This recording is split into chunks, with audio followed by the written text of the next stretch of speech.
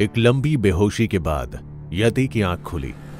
वो बाजार में एक खंबे से कई लड़कियों के साथ बंधी हुई थी। अभी भी यति को अपनी आंखों के सामने सब कुछ घूमता सा नजर आ रहा था। सिर में उसके जोरों का दर्द था और लाल पड़ चुकी आंखों से आंसू बहे जा रहे थे। यति को यह समझने में ज्यादा देर नहीं लगी कि यति और उन बाकी लड़कियों को वहां पर बेचने के लिए लाया गया है। वो एक ऐसे बाजार में थी जहां कोई शरीफ इंसान होने का सोच भी नहीं सकता था। वहां से गुजरने वाले लोग झूमते हुए शराबी, जुआरी और हवस के पुजारी ही लग रहे थे। शाम होने को आई थी और यति को अंदाजा भी नहीं था कि कब से वो इन गुंडों के पास बेहोशी की हालत में भूखी प्यासी पड़ी थी। तभी यति को जिन गुंडों ने अगवा किया था, उन लोगों ने और लड़कियों के पास आकर बोली लगाना शुरू कर दिया। बोली लगाते हुए वो गुंडे कई लोगों को अपने पास बुलाकर कह रहे थे, जो कि जितनी ज्यादा बोली लगाएगा उसे उतनी ही जवान और कटीली लड़की मिलेगी। एक शराबी यति की तरफ इशारा करके कहता है, अरे लड़की तो बड़ी कमाल लग रही है। सिर पर ये पट्टियां काहे बांधी हैं इसकी? अरे ऐसी लड़कियां बेचोगे तो कौन खरीदेगा? थोड़ा सस्ते में लगाओ और ये लड़की दे दो हमका। बुढ़ाऊ, कबर में पैर है तेरे और तेरे को सस्ता महंगा करना है। सस्ते में तो कुछ नहीं मिलेगा, लेना तो ले वरना अपना रास्ता नाप। रगड़ा हुआ माल लग रहा है ये सब, पट्टी वट्टी। हाँ तो रोकना है तेरे बस? नहीं जम रही तो इधर बाकी लड़कियां भी तो हैं, एक से बढ़कर एक। पैसे तो कम नहीं लगेंगे, लेना है तो बढ़िया दाम बता वरना फुट इधर से। उस बोली लगाने वाले गुंडे ने शराबी आदमी को हटाने के बाद यति की तरफ पलट कर देखा। उसने यति के सिर की पट्टी को खोलना शुरू कर दिया। वो चीखने की कोशिश कर रही थी लेकिन चीख नहीं पा रही थी। उस गुंडे ने यति को जोर से थप्पड़ मारा। इस पर यति सहम गई और एकदम खामोशी से खड़ी हो गई। एकदम चुप, ज्यादा हाथ पैर चलाएगी तो चलने लायक नहीं रहेगी, मेरा धंधा खराब करेगी। चुपचाप से मुंह बंद करके खड़ी रहे, वरना तेरा वो हाल करेंगे कि कोई तुझे खरीदना तो दूर, तेरी तरफ देखना भी पसंद नहीं करेगा। यति बाकी अगवा की गई लड़कियों से अलग दिख रही थी। ऊपर से उसने अपनी सगाई का जोड़ा पहना हुआ था।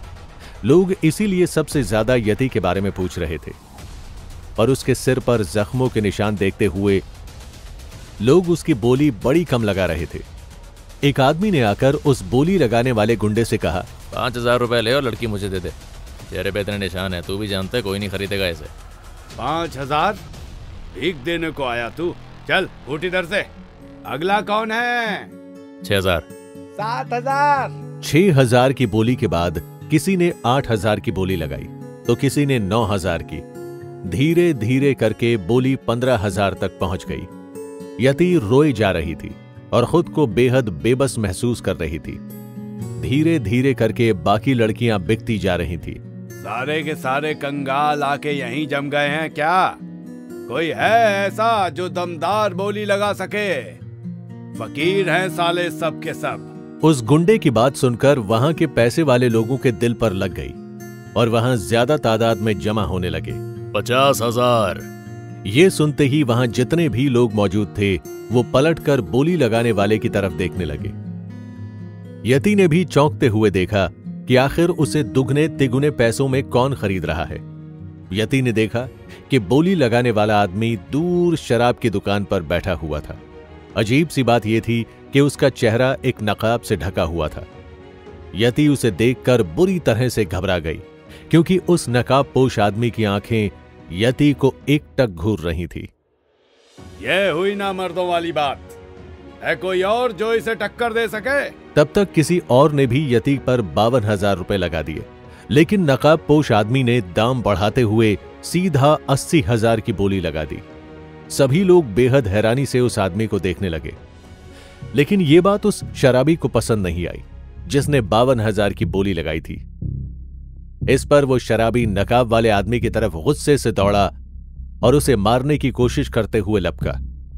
इस पर उस नकाब वाले आदमी ने एक झटके में ही अपने हाथ में पकड़ी गई बोतल को एक पत्थर से मारते हुए फोड़ दिया और उस शराबी के हाथ पर दे मारी।